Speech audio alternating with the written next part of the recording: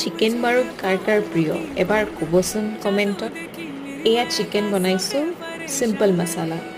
এনেকৈ চিকেনত দৈ দি মেৰিনেট কৰি অকণমান তেলত ভালকেইখিনি ভাজি লৈছোঁ।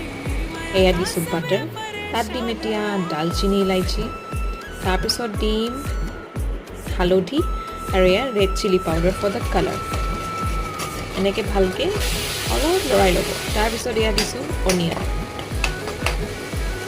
তাৰপিছত এয়া দিছোঁ টমেটো পিউৰি, তাৰপিছত দিছোঁ মছলাখিনি জিৰা ধনিয়া নিমখ অলপ চেনি টেষ্টটো বেলেঞ্চ হ'বলৈ। তাৰপিছত দিব তাতে পানী।